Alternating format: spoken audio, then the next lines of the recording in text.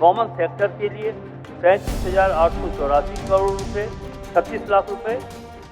झारखंड विधानसभा में 2025-26 का 1.45 लाख करोड़ रुपए का वार्षिक बजट पेश किया गया। ये बजट वित्त मंत्री डॉक्टर राधाकृष्ण किशोर ने पेश किया।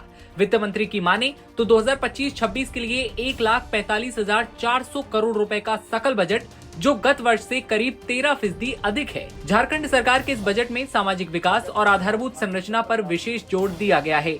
राजस्व व्यय में 20.48% की वृद्धि का प्रस्ताव भी रखा गया है।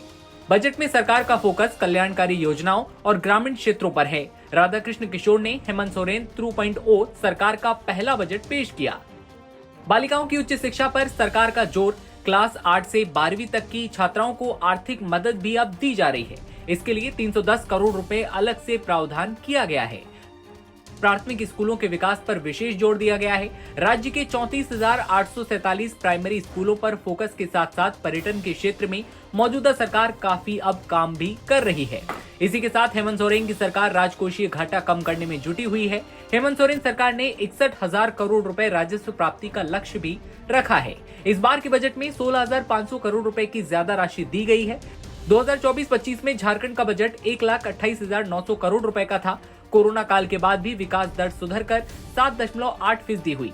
राजकोषीय घाटा 1.1% रखने का प्रयास किया गया। हेमंत सोरेन सरकार ने पिछले 5 साल में योजना व्यय में भी लगातार वृद्धि दर्ज की है। योजना मद में कम से कम राशि खर्च हो, इसका ख्याल भी रखा गया है। आर्थिक स्थिति में सुधार हो, इसको लेकर हेमंत सोरेन सरकार लगातार काम कर रही है। बेहतर कर्ज प्रबंधन को सरल बनाया गया है।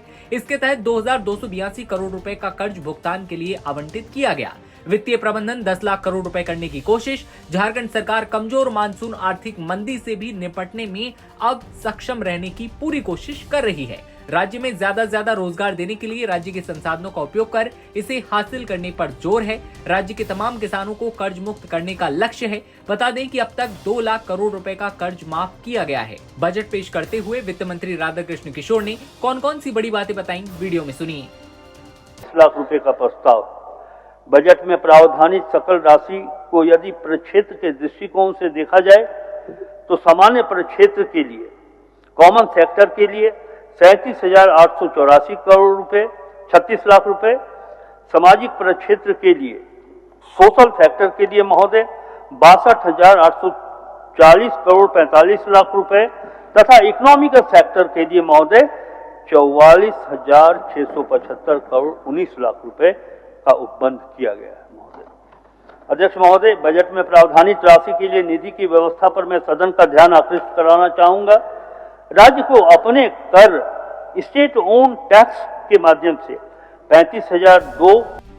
वित्त मंत्री डॉक्टर राधाकृष्ण किशोर बताते हैं कि वित्तीय वर्ष 2025-26 में राजस्व व्यय के लिए 1,10,636 करोड़ रुपए प्रस्तावित हैं, जो गत वर्ष से 20.48% ज्यादा है। पूंजीगत व्यय अंतर्गत गत वर्ष के पुनरीक्षित बजट पर 7.81% वृद्धि के साथ 34,763.30 करोड़ रुपए का प्रस्ताव है। सोरेन सरकार का ये बजट इसलिए भी खास माना जा रहा है क्योंकि हेमंत सोरेन की सत्ता में वापसी के बाद ये उनका पहला बजट है। वित्त मंत्री राधाकृष्ण किशोर सदन में अबुआ बजट यानी कि हमारा बजट पेश करते हुए आपने देखे। ऐसे में इस बजट को लेकर आपकी क्या राय है, कमेंट सेक्शन में बताइएगा। और देश दुनिया की तमाम खबरों के लिए आप बने रहिए एनबीटी ऑनलाइन के साथ। 36 लाख रुपए।